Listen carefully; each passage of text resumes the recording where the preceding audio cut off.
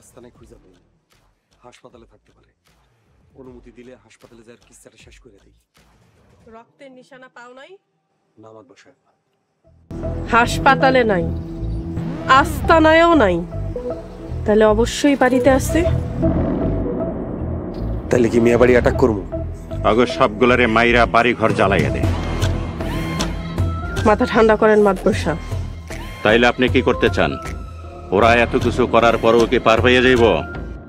পুরা গ্রামবাসীর মাতবরের উপর যে আস্থা, আমি চাই না মিয়াবাড়ি পুরাইয়া সেই আস্থা নষ্ট হোক। মিয়াবাড়ির সবেরে মাইরা ফালাইলে পুরা গ্রামবাসীর আবেগ মিয়াবাড়িতে চলে যায়।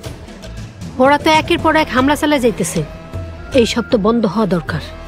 শুকুর যেমন বসে আগামীকাল মিয়াবাড়ির সবাইরে ভালোভাবে আপ্যায়নের ব্যবস্থা করো। তারা যেন ভাবে আমরা সব কিছু ভুইলা গিয়া হাত মিলাইতে চাইতেছি।